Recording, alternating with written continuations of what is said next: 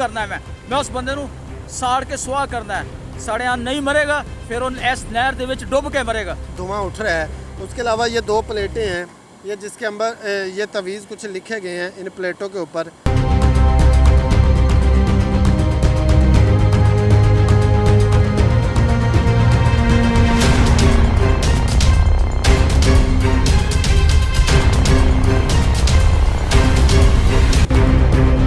अस्सलाम वालेकुम। वालेकुम सलाम। आप ये क्या कर रहे हैं?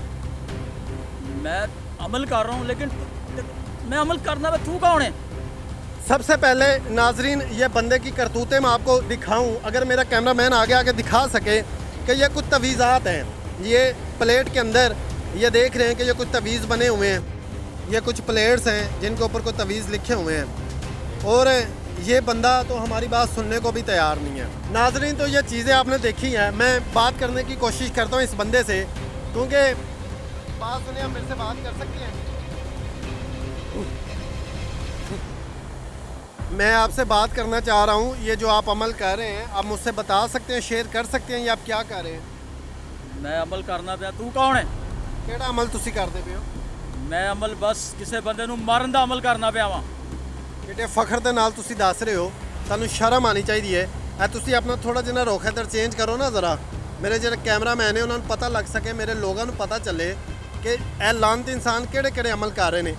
नाजरीन, इसकी शक्ल देखें, इस बंदे ने टोपी भी पहनी है, हाथ में तस्बीह भी ली हुई है, और ये ही बंदे हैं जो हमारे माशरे में लोगों को गुमराह करते हैं। ये चेहरा दिखा के देखें ना, कि अब इस बंदे का चेहरा देखें आप, ये चेहरा आप दिखाओ ना, लोगों को पता चले कि आपने टोपी भी पहनी है, दाढ़ी भी रखी है, और ये आप तस्बीह भी पकड़ के बैठे। जा चला जा, तू की कहना है? जा चला जा, कौन है तू? कित्थों आया? ਤੁਸੀਂ अमल ਕਿਹੜਾ ਕਰ ਰਹੇ ਹੋ?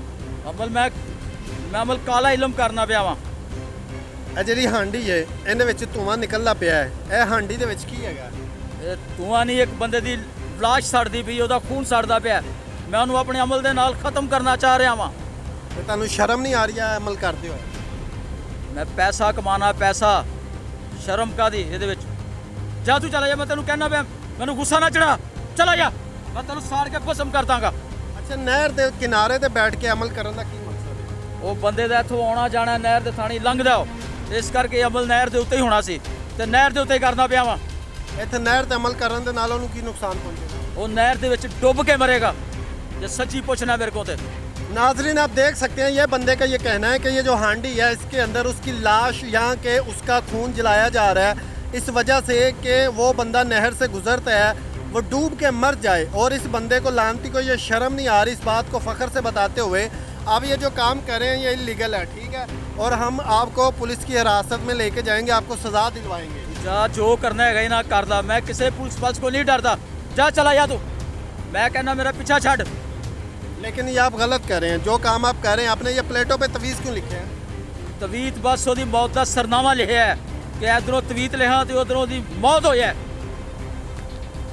क्यों करते पे ऐसे? की किन्ने के पैसों ने ਤੁਹਾਨੂੰ ਦਿੱਤੇ? ਮੈਨੂੰ ਉਹਨੇ ਬਹੁਤ ਪੈਸਾ ਦੇਣਾ, ਤੈਨੂੰ ਇਸ ਚੀਜ਼ ਨਾਲ ਕੀ ਲੱਗੇ?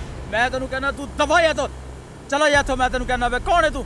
ਅੱਧੀ ਰਾਤ ਨੂੰ ਮੇਰੀ ਸਾਰੀ ਖਤਮ ਕਰਨ ਲੱਗਾ ਤੂੰ, ਮੇਰਾ ਅਮਲ ਜਿਹੜਾ ਹੈਗਾ ਉਹਦਾ ਬੇੜਾ ਗਰਕ ਕਰਨ ਲੱਗਾ ਤੂੰ। नाजरीन, मैं इस बंदे से ज़्यादा बहस नहीं करना चाहता, क्योंकि मेरी वीडियो ज़्यादा लंबी हो जाती है, इसलिए मैं कोशिश करता हूँ कि जल्द से जल्द इनको पुलिस की हिरासत में दिया जाए। और अब मैं किसी को माफ़ नहीं करूँगा, ठीक है? अल्लाह की ज़ात माफ़ करने वाली है। मेरा काम इन लोगों को पुलिस के कटहरे में लेके जाना है, ठीक है? इसलिए मैं पुलिस को कॉल करता हूँ, तो मुझे जो है ना टीम की तरफ से मुझे मोबाइल दिया जाए, ताकि मैं इस बंदे को 15 पे कॉल करके पुलिस के हवाले कर सकूँ। मुझे अब ज़्यादा बहस नहीं करनी होती इनसे, ताकि ये जो बंदा ये अमल कर रहा है, ये बिल्कुल नजायज़ अमल कर रहा है।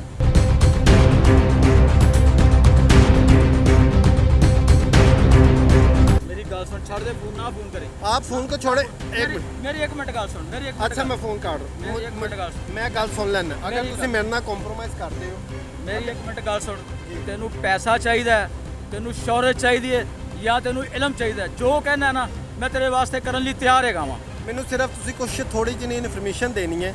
ਇਹ ਜਿਹੜਾ ਤੁਸੀਂ ਕੰਮ ਕਰ ਰਹੇ ਹੋ, ਇਹਦੇ ਬਾਰੇ ਤੁਹਾਡੇ ਕੋਲ ਥੋੜੀ ਜਿਹੀ ਨੌਲੇਜ ਲੈਣੀ। ਮੈਂ ਤੁਹਾਨੂੰ ਬਿਲਕੁਲ ਨੁਕਸਾਨ ਨਹੀਂ ਪਹੁੰਚਾਵਾਂਗਾ।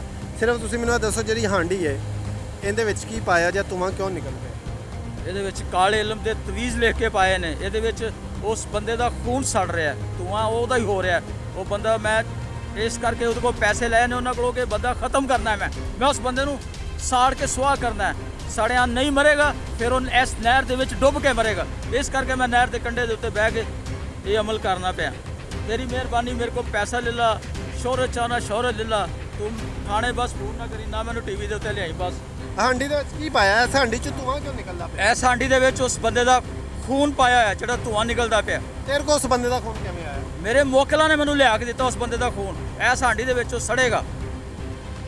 ਮਤਲਬ ਕਿ ਇਹਦੇ ਵਿੱਚ ਸੜ ਕੇ ਮਰੇਗਾ। ਤੁਸੀਂ ਨਹਿਰ ਦੇ ਕਿਨਾਰੇ ਫਿਰ ਕਿਉਂ ਬੈਠੇ ਜੇ ਹੋ? ਸੜ ਕੇ ਨਾ ਮਰਿਆ ਤੇ ਫਿਰ ਉਹ ਇਸ ਨਹਿਰ ਦੇ ਵਿੱਚ ਡੁੱਬ ਕੇ ਮਰੇਗਾ।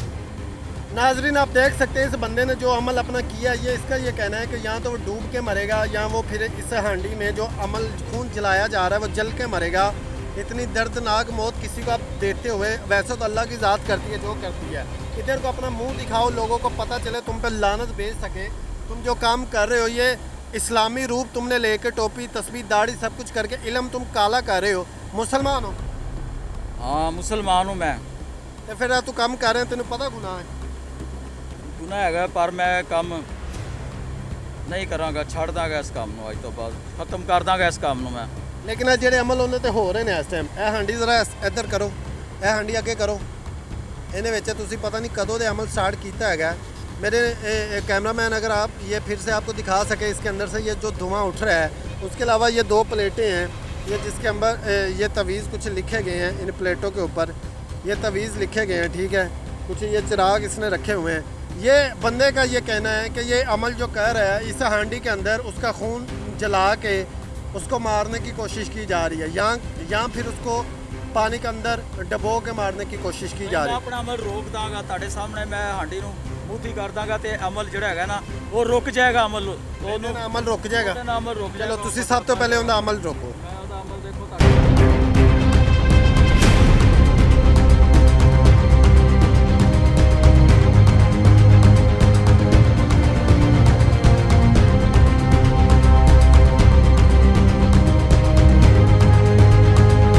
हांडी मुद्दी करन दे नाल तवीतां दा असर जिहड़ा हैगा ना खत्म हो गया, समझ लो। आज तो बाद मैं नाजरीन, काम नहीं करांगा। ये बंदा कह रहा मैं ये काम नहीं करूंगा, लेकिन मेरे व्यूवर्स की ये रिक्वेस्ट होती है इन बंदों को सजा दिलानी चाहिए। लिहाजा मैं इसको पुलिस के हवाले कर रहा हूँ, ताकि ये अमल तो ये मुझे पता है कि ये बंदा अमल ख़त्म कर रहा है, लेकिन ये बंदा कभी भी ये काम नहीं छोड़ेगा। मेहरबानी, मैं आज तो बाद है काम नहीं लिहाजा करांगा। मैं इसको पुलिस के हवाले कर मिन्नतां करना ਤੁਹਾਡੇ ਅੱਗੇ। ਅੱਜ ਤੋਂ ਬਾਅਦ ਮੈਂ ਕੰਮ आप ये काम नहीं छोड़ेंगे, मुझे नहीं, पता मैं है। ਕੰਮ ਨਹੀਂ ਕਰਾਂਗਾ ਤੁਹਾਡੀਆਂ। ਮੈਂ ਮਿੰਨਤਾਂ ਕਰਨਾ, ਮੈਂ ਕੀ guarantee ਹੈ? ਮੈਂ ਤੁਹਾਡੇ ਪੈਰੀ ਹੱਥ ਲਾਣਾ।